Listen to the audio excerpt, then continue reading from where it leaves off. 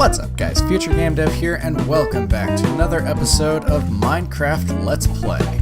Look at those torches. That's one of the weird things about Shaders mod. They really dance. Kind of funny. But, you know, that's what you get for working with an alpha. I actually had a weird bug where that chest, it just would not show a few minutes ago.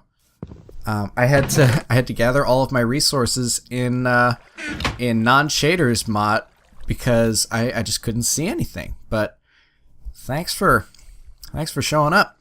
So we have just finished building the bunker, which I think looks very nice. And now I've been thinking about out west. Actually, I don't know what direction that is, but out towards the desert. We talked about that in the last episode or two, potentially building out that way. So what I've done is I've actually gone and built a path, actually a couple different paths out there, and just some roads in potentially a city. So I think we're probably going to start migrating in this direction. I'm probably going to put a dock in here and over on the other side, but this area is just beautiful. Just beautiful. I love it. So yeah, we're going to put a dock over here, one on the other side. Hopefully that sheep will stay around till the end of time. And then we're probably going to have a desert city. I'm going to have to brush up on some desert buildings, but I think we're going to put it in here. So I went with some organic shaped roads because I didn't want to deface the terrain any, because basically all of these roads go to either a different biome or water, because that's really the best way to end any desert city, is right by the water. Every road should lead there. So that's what we kind of got going on over here.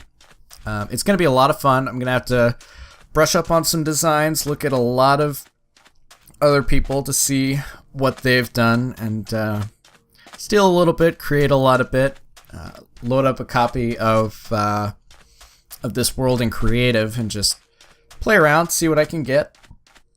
It's really going to be fun designing this with shaders mod in mind, because like I've said before, you really design with light in mind, whereas in other packs you really don't.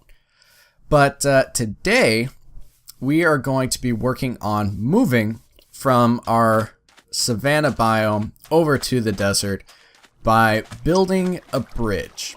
And before we even start doing this, I'm just going to own up to the fact that for the past, I don't know, 2 minutes, I have to look at the time code to see this, this is recorded after the fact. My blue snowball, which I've been recording with, has this bright red LED on it, which in normal circumstances seems just fine. But it's really bright at night, so I unplugged it so it wouldn't show the light, and I forgot to plug it back in when I recorded this episode. So yeah, I have to re-record the whole thing. But today we're working on a bridge, and basically the idea behind it, when I worked it out in creative, was I basically just worked out a shape for the walkway first. And I went with spruce planks. Well, spruce slabs, really, because they're a little more flexible. And I used those. That way I can kind of slope the ramp the way I want it to. It gives me a little freedom as far as the design. And so the rest of the bridge is kind of alternating between slabs, blocks, and stairs, which it makes things really flexible. But one thing I've found from the different builders I watch, BOO, Corrales, all those other guys, is you have two options when you build. One is to make a structure with depth and maybe not as much a difference in blocks, whereas with this bridge, it's really a simple, kind of flat looking shape. So in order to counter that, I'm going to vary what kind of blocks I use. So when I worked it out in creative, I actually, since I'm reflecting on this now, I actually started out with just, I think it was stone slabs. Just stone slabs for the exterior. And it looked terrible, really. It was just, the texture on it was so boring. It was plain, it was flat, and I didn't like it. But I liked the shape of it. So I went back with stone bricks, cracked stone bricks, and cobblestone to try and make a stone bridge that's kind of falling apart a little bit, or at least falling in a little bit of disrepair. And I think it worked out in my favor, because if you have, like I said, that kind of flat structure, vary the type of blocks that are in it, and it will give it some kind of character. So for this next bit, I had to take some screenshots of it because I had to work this out ahead of time. It's not the kind of thing that you can just, well, when you're doing it the first time you can do it on the fly, but for YouTube I wanted to have something ready. That way everything would go smoothly. I would have a plan and something to show you guys. So from here on out, I basically just went one side at a time, but it's funny because it practically turned out to be the exact opposite on both sides. You just look at the blocks and you see, okay, there's some stone brick there, there's some stone brick there, so let's get some cobblestone or cracked stone brick in between. And then you just kind of vary the block type. You shake it up a little bit. You want to pick a block that's what it's predominantly going to be. Like this bridge is predominantly stone brick. But to throw it out, no, that's not even the right word. I can't say to throw it up. To shake it up, I guess is what you would say. Pick a few accent blocks that you can just throw in different places to vary the texture. So I, like you can see right here, I keep the cobblestone and the cracked stone brick kind of close together, because the cobblestone just looks like a more cracked up stone brick than the cracked stone brick. They look like they're family, and I'll bet they were designed that way. So you really just gotta play it by ear, but at the same time, trying to design something to make it look random but actually not be random is a lot harder than it looks, because you're cognizant of, you think about things that you really shouldn't have to think about if it's truly random. Like, is this too cracked, or is it not cracked enough? You want it to be spread out but still kind of look natural, like nature has caused this over time. So it's a hard balance, but I'm really proud of this bridge, and you can see the first half of it done here. I think it looks great. I mean, it's a flat texture, but still, when you vary the blocks from one side to the other, and even just on one side, when you change up the blocks and put a few different kinds in there, it gives it enough of a character that it looks right. It doesn't look out of place. I've seen a lot of times, and I kind of thought this when I first started. You just use a flat texture and just one type of block. That was a mistake I made a long time ago. And if you look at the cabin that we started with, it almost fits that category. But it's just small enough that those oak logs on each of the corners kind of shake it up a little bit.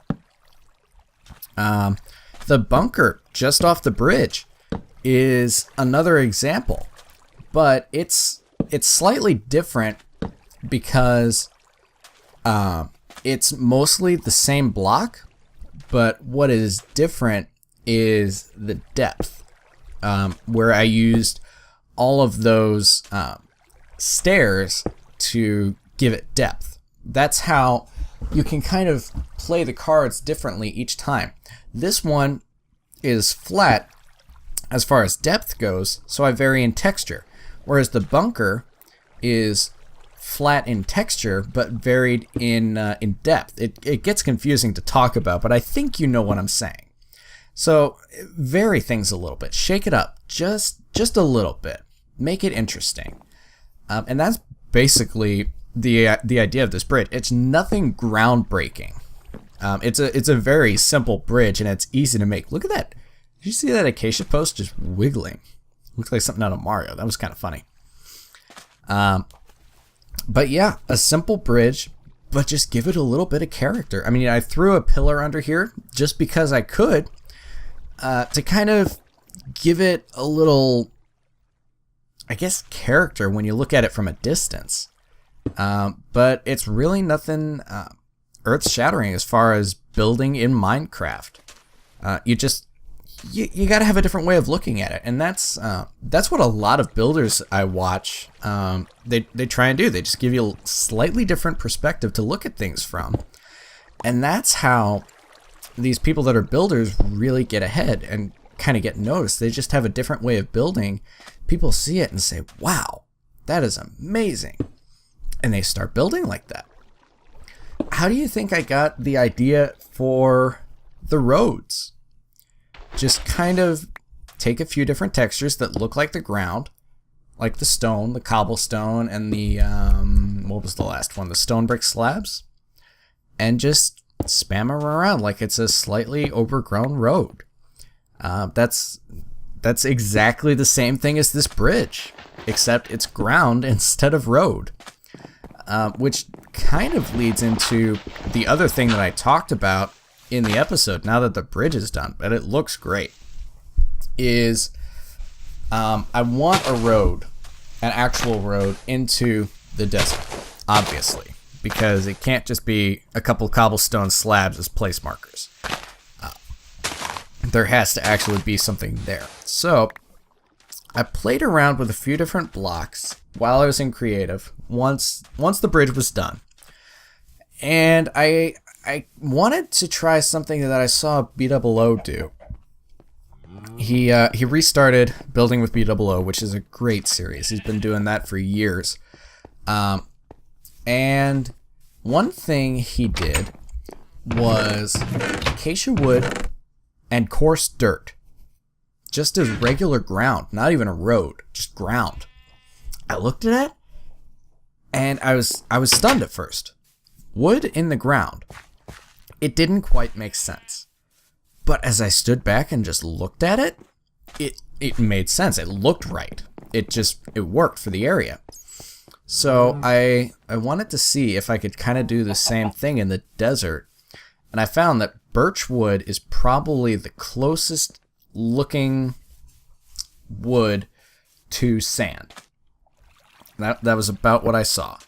So I'm going to do some resource collecting and try and collect some birch wood for next episode, and we're gonna start working on the roads, because I want to get out in that desert area. The other thing I had to worry about was how to kind of slope in between the different levels, because I like to put slabs or stairs on the edges of blocks if it's a road. That way you don't have to jump on the road. And as much as I don't think that the sandstone road I did worked out too well, sandstone actually works for the edges of blocks.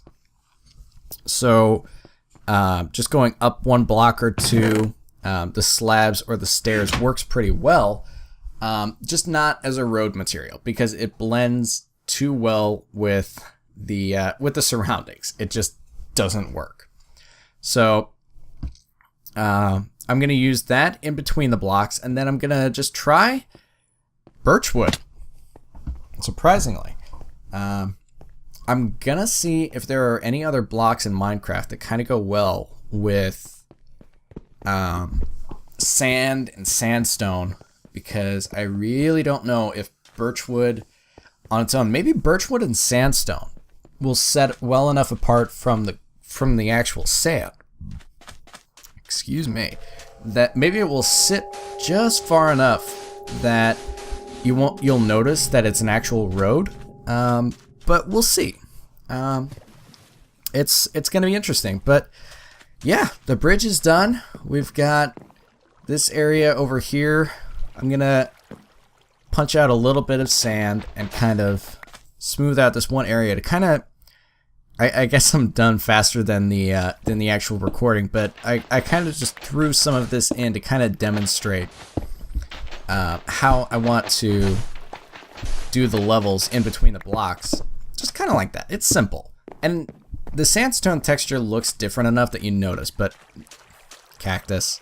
I remember that. I even had to run into it just because. But yeah, there's the bridge. Everything looks good, so hopefully you guys enjoyed this episode. Sorry I had to re-record it. I'll probably find some electrical tape and put it over my red light. That way I can sleep at night, but still have this thing working. But next episode, we should be moving towards the desert. I'll hopefully have a bit of the road done. And yeah, until next time, unless the internet explodes. I'm the FutureGameDev. You guys take care.